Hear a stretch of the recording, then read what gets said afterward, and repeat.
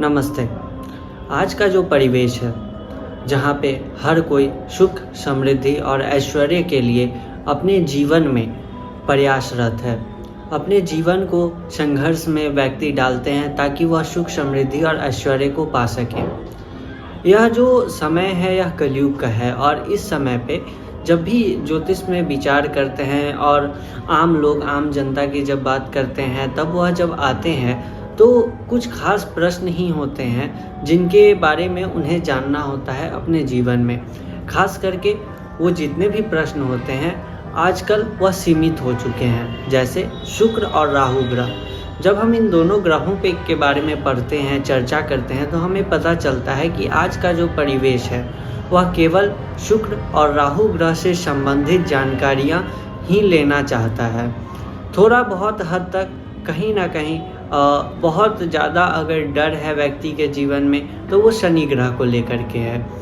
इससे अधिक गुरु ग्रह आजकल जो हैं वो कहीं ना कहीं लोगों के व्यक्तित्व में या मन में उनसे जुड़ा हुआ प्रश्न जो है वो बहुत ही कम आता है। शुक्र ग्रह जो कि हमारे सुख, समृद्धि और ऐश्वर्य के कारक हैं। शुक्र जितने बलवान, जितने अच्छे होंगे, सुख समृद्धि हमें उतनी ही अधिक मात्रा में मिलती है।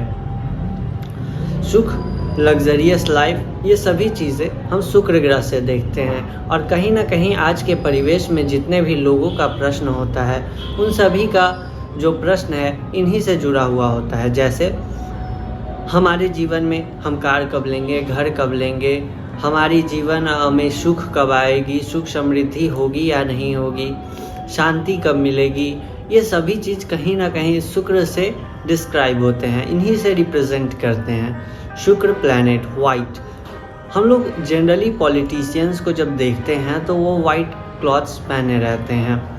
यहीं पे कई ब्राह्मणों को भी देखते हैं तो वो भी वाइट कलर के क्लॉथ पहने होते हैं। इन दोनों में कुछ खास का भेद नहीं है। सफ़ेद जो कि शांति और लग्जरियस लाइफ दोनों का प्रतीक है। मैं ऐसा क्यों कह रहा हूँ, आइए इस पर चर्चा करते हैं। जो सफ़ेद रंग है वह कहीं ना कहीं चंद्रमा को भी डिनोट करता है, तो वहाँ से हम लोग शांति का प्रतीक मानते हैं।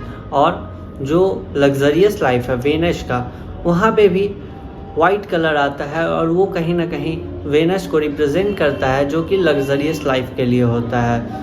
तो कहीं ना कहीं शुक्र लग्जरियस लाइफ में, सुख समृद्धि में, इन सभी चीज़ों में आते हैं। शुक्र ग्रह को दैत्यों के जो गुरु हैं वो उनका प्रधान दिया गया है।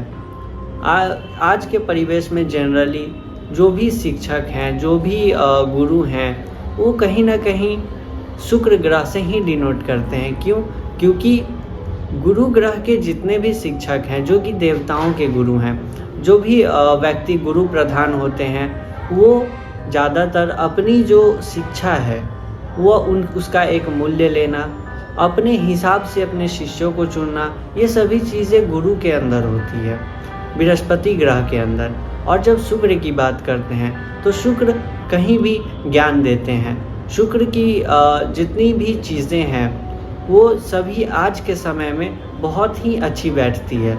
शुक्र ग्रह हमें अगर वैसे तो ये वेनस प्लैनेट हैं, स्त्री ग्रह इन्हें माना जाता है, इसमें स्त्री प्रधानता ज़्यादा होती है।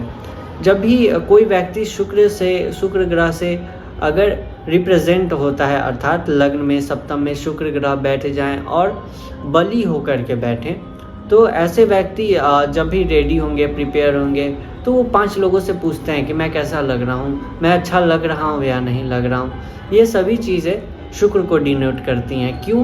क्योंकि शुक्र एक स्त्री प्रधान ग्रह है। शुक्र ग्रह को जन्म कुंडली में स्वयं का जो राशि दिया गया है वह वृष राशि और तुला राशि है। यह जो उच्च होते हैं वह मीन राशि में होते हैं और कन्या राशि में नीच के होते हैं। जब भी यह उच्च के होते हैं तो 27 अंश पे मीन राशि में परमुच्च के होते हैं और 27 अंश पे कन्या राशि में नीच के होते हैं। तुला राशि इनका मूल त्रिकोणस्थ राशि है। 10 अंश तक इन्हें मूल त्रिकोणस्थ कहा जाता है। वहीं जातक पारिजात शास्त्र जो है, पुस्तक जो है, उसमें इन्हें 20 अंश तक मूल त्रिकोणस्थ बताया गया है। वहीं शंभु होरा शास्त्र में अर्थात शंभु होरा पुस्तक में इन्हें 15 अंश तक मूल त्रिकोणस्थ बताया गया है। शुक्र ग्रह जो हैं वो स्त्री प्रधान ग्रह है। उसके बाद जल तत्वीय ग्रह हैं ये। इनके जब भी हम बात करते हैं तो यह दैत्यों के गुरु हैं। ये इतने ज़्यादा मतलब फ्लर्टिश नेचर होता है इनका। जो भी व्यक्ति शुक्र से रिप्रेजेंट होते हैं उनका फ्लर्टिश नेचर तो आता ही आता है। साथ ही जिनका शुक्र उच्च के होकर के बैठे हुए होते हैं, अक्सर देखा गया है कि वो खाने पीने में, रहन सहन में और कपड़े पहनने में इत्यादि में हर चीज़ में अपनी ब्रांडिंग ज़रूर खोजते हैं। अगर उन्हें खाना मिल रहा है तो वो डेकोरेटेड चाहिए, अगर उन्हें कपड़े मिल रहे हैं तो वो ब्रांडेड चाहिए, अगर वो कार में जा रहे हैं तो वो लग्जरियस होने चाहिए। इन सभी चीज़ों का शौक़ इनके अधीन ही रहता है, क्योंकि ये सारी चीज़ों में अपनी कहीं ना कहीं एक ब्रांडिंग खोजते हैं। अगर शुक्र बहुत बली हो जाए कुंडली में, तब ये भी देखने के लिए मिलता है कि आदमी के अंदर थोड़ा जेलसी भी आता है। अगर वह सामने वाले के पास अपने से अच्छी कोई चीज़ देख ले तो वो जलते रहते हैं, जेलसी नेचर आते हैं। तो ऐसा भी देखा गया है। अगर शुक्र नीच के हों तो उन्हें आप कुछ भी पहना दीजिए, कुछ भी खिला पिला दीजिए, कुछ भी मतलब उनके अंदर ब्रांडिंग नहीं होती है, उनके अंदर डेकोरेटिव चीज़ नहीं होती है। ऐसा देखने के लिए आया है। उसके बाद अगर बात करते हैं तो यह दैत्यों के गुरु हैं। अर्थात जब ये इतने जैसे मैंने अभी कहा कि ये फ्लर्टिश नेचर हैं, बट जब भक्ति में बात आती है तो शुक्र ग्रह के इतना ज़्यादा भक्ति के किस्से, कहानी, कथाएं हैं जिसका कोई अंत नहीं है। शिव जी की भक्ति इतनी अच्छी तरीके से और इतना ज़्यादा करने के बाद इन्हें संजीवनी विद्या प्राप्त हुई। विद्या के मामले में और भक्ति के मामले में ये कुछ इस तरह है कि जब देवगुरु बृहस्पति इनके जो पुत्र थे वो ये खुद अपने पुत्र को इनके पास भेजे ताकि यह संजीवनी विद्या सीख सके। तो भक्ति और अच्छाइयों में या फिर पढ़ाई में, विद्या में अगर तुलना की जाए, वैसे तो तुलना तो बनता ही नहीं है, बट इनका अच्छा रोल होता है, क्योंकि कहीं ना कहीं समाज में शुक्र ग्रह को थोड़ा सा निगेटिव मान करके चला जाता है और बृहस्पति ग्रह को बहुत ज़्यादा पॉजिटिव मान के चला जाता है। बट ऐसा नहीं है। शुक्र ग्रह और गुरु ग्रह दोनों अपनी जगह पे बहुत अच्छे हैं। और शुक्र ग्रह की अगर हमारे बॉडी में पार्ट्स की बात की जाए तो जितने भी रिप्रोडक्टिव सिस्टम्स होते हैं, सेक्सुअल सिस्टम्स होते हैं, ये सभी चीज़ इसी से रिप्रेजेंट होते हैं। हमारे बॉडी में शीमन अर्थात ब्रिये का जो भी रिप्रेजेंट करते हैं वो शुक्र ग्रह करते हैं।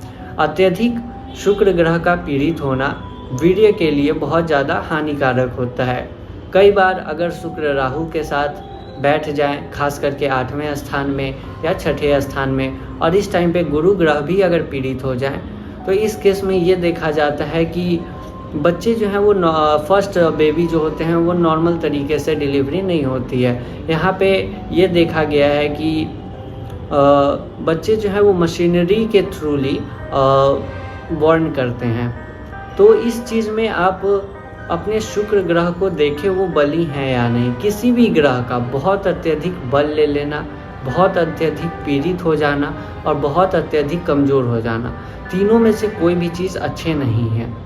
अगर आप मिडिल क्लास फैमिली में हैं और शुक्र आपका बहुत अच्छा उच्च होकर के बैठा है, यह भी परेशानी का कारण बन जाएगा, क्योंकि आप हर चीज़ में ब्रांडिंग खोजेंगे।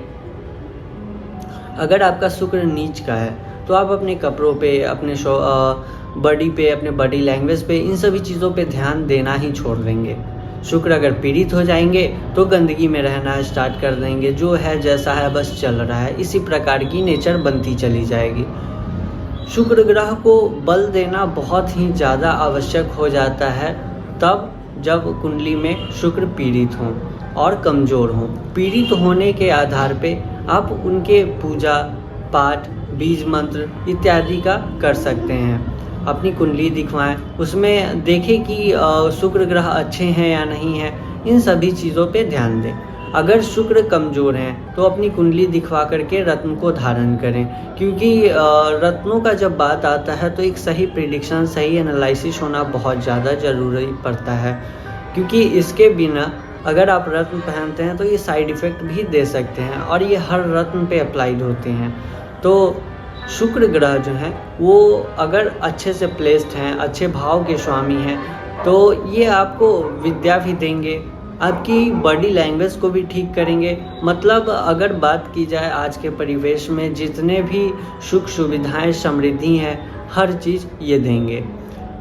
एक और चीज़ आती है इसमें टॉपिक की, जब शुक्र ग्रह खराब होते हैं तो जनरली देखने को ऐसा आया है कि व्यक्ति जो है वह, उनका काम बन रहा है, वो सारी काम कर रहे हैं और कोई बड़ा काम उनके लाइफ की हो रही है जो फर्स्ट है और वो काम हो भी जाता है, बट एट द एंड कुछ ऐसा होगा कि काम होने के बाद भी वो बहुत अच्छा महसूस नहीं करते हैं, उन्हें अंदर ही अंदर कुछ खाई जाती है, वो थोड़ा दुखी हो जाते हैं। और ये जो मूड स्विंग्स हैं ये भी कहीं ना कहीं शुक्र से डिनोट करते हैं। सारे मूड स्विंग्स नहीं, बस ये वाले जो काम बनने के बाद भी लास्ट में जो थोड़ी सी अंदर से खटास रहती है कि नहीं ऐसे नहीं, ऐसे होता तो ज़्यादा बेटर होता।